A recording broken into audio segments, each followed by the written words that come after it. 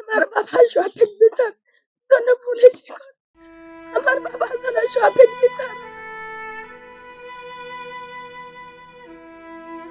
আমি 5 বছর আগের থেকে জানি যার সঙ্গে সম্পর্ক আছে, উদয়পুর বাড়ি নামেই, কিন্তু কখনো ছবি টবি দেখাইনি বা কখনো পরিচয় করাই দিইনি, কিন্তু ওই মেয়ের সঙ্গে আমি কথাও বলেছি, ওই মেয়ের নাম্বার আমার ফোনেও ছিল।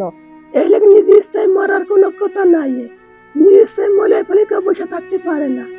ওই মেয়ে দেখে দেখে কিছু আমার ছেলের মেয়ের বাসা কোন জায়গা জানেন আপনি? আমার মনে যে কইলের বাসা হলে উদয়পুর বলে ইট ভাটা করে আছে, তার পাশে লোকের বাসা বলে।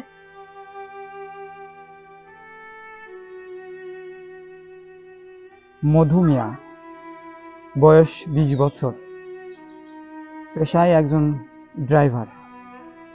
অকাল মৃত্যুতে কান্নার জোয়ার বইছে তার বাড়িতে। গতকাল তার মৃতদেহ ঝিনাইদহের টার্মিনাল রোডে পাওয়া যায়। এমন অপ্রত্যাশিত ঘটনা আমরা আশা করিনি।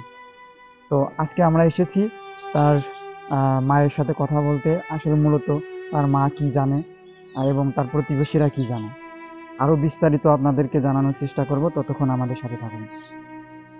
আমার বাড়ি বাড়ি বিষয় না, আমার মনের সাথে কোনো কথা আমাদের হয়নি। কত নাকা গন্ধম না আমার মনে বাইতে গেছে। বেইদেনি কথা মতো যাই কয়। আমার মনে বাড়িতে এবারে যায় ফোন তো টাকা পয়সা কিছু দেয় না।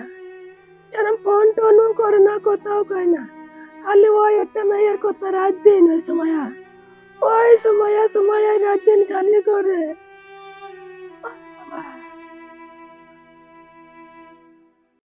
কথা বলতে না, কিন্তু দিকে যাচ্ছে। আচ্ছা, ওই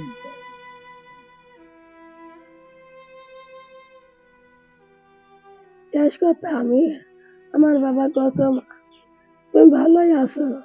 আমি কষে আছি। ও মা তুমি খাইয়াছো? আমি কষে খাইছো মানে আমি কই তুমি খাইয়াছো? কত খাইছো? কি খাইয়াছো? কত মুরগির গইতে খাইছে। আমার বাবার সাথে কথা হইয়াছে। আমি কত বাবা তুমি তো বাড়ি এসো। কত মা আমি কালকে বাড়ি যাওয়া নেই, কিন্তু কথা আমার বাবার আর কোনো কথা হয়নি। তাই এখন আমার মনের লাশ আমি কি মরেছে দেখিনি, কিন্তু যে দেখবে সেই কষ্টের মেরে ফেল দিয়া। এই লোক নিজে ইচ্ছায় মরার কোনো কথা নাই। নিজে ইচ্ছায় মরে ফেলে কেউ বসে থাকতে পারে না। আমি নিজে দেখিনি, এখন মানসিক কথা মনে আমি ওই ফেলে দেখিনি, আমার কেউ দেখায়নি বাবা। আসর আজান পরে মাটি হওয়ার কথা ছিল, একটু তাড়াতাড়ি করে মাটি দেওয়া কারণ কি কখনো আকাশে খুব মেঘ, তাই দেখে সকলে করলো বৃষ্টি হলে থামবে না, তারপরে বৃষ্টি হবো তাই সব মাটি দিয়েছে, তারপর গপ গপ করে ঢালে আগ ভাবে। এই আকাশে মেঘের কারণ আর কি তাড়াতাড়ি মাটি দিয়েছে। এই আপনার ছেলের সাথে কারো শত্রুতা ছিল? না, আমার কোনো সততা আমার শোনার নেই, আমার শোনার মতন শোনা নেই। এখন শত্রুতা একটাই, খালি ওই মেয়ের ওই মেয়েই দেখি দেখি কিছু আমার ছেলে, ওই মেয়েই দেখি দেখি কিছু আমার ছেলের। মেয়ের বাসা কোন জায়গা জানেন আপনি? ওই মেয়ের বাসা আমার মেয়ে আমার মনে একদিন কইলের বাসা হলে উঠতে পড়বো না, ইট ভাটা করে আছে, তার পাশে লোকের বাসা বলে।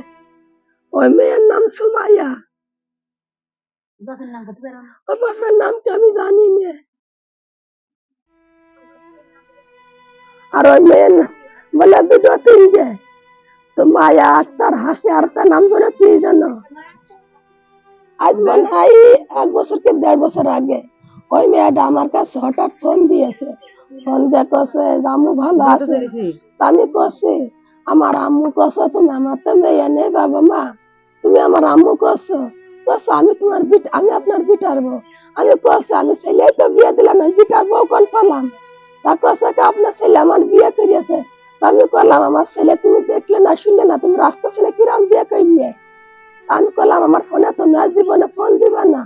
এই পর্যন্তই কথা শেষ তার সাথে। আমার ফোনে আসছে আর ফোন টোন দেয়নি। আমার ফোনে একদিনকে ফোন দিয়ে কথা বললাম, আমি বললাম, আমি 5 বছর আগের থেকে জানি যার সঙ্গে সম্পর্ক আছে, উদয়পুর বাড়ি নামেই, কিন্তু কখনো ছবি টবি দেখাইনি বা কখনো পরিচয় করাই দিইনি, কিন্তু ওই মেয়ের সঙ্গে আমি কথাও বলেছি, ওই মেয়ের নাম্বার আমার ফোনেও ছিল। পরে এই রোজার ঈদের পরে ওই মেয়ের সঙ্গে আমি কথা বলেছি, ভিডিও কলে কথা বলেছি, মধু ছিল কথা আমাদের ঘরে। কথা বলার পরে থেকে ওই মেয়ে যেই মুখের ভাষাতে কথা বললো, ওই মেয়ের সঙ্গে আমার রাগারাগি হয় এক পর্যায়ে। তারপরের থেকে আর ওর সঙ্গে কোনো কথা হয়নি। সেটা আমরা জানি না, বলতে পারি না, সেটা উপরকার আল্লাহ জানে। আর কেউ যদি হত্যা করেও থাকে আর না করে থাকে, তা তো যা হওয়ার হয়ে গেছে। আর এটা যদি সত্যি কোনো মূল হত্যাকাণ্ড হয়ে থাকে, তাহলে আমি মনে করবো অন্য কাউকে জড়াবো না, ওই সুমাইয়াকেই জড়াতে চাই। আত্মহত্যা করছে কি মার্ডার করছে, যদি আত্মহত্যা করেও থাকে এর পিছনে কারণ আছে। এমনি এমনি তো কেউ আত্মহত্যা করে না। আর যদি মার্ডারও করে থাকে কিংবা আত্মহত্যা করে থাকে, পুলিশ, আমরা চাই পুলিশ যেন সুস্থ একটা বিচার করে দিক। মানে আইনের মাধ্যমে আমরা বিচার চাই।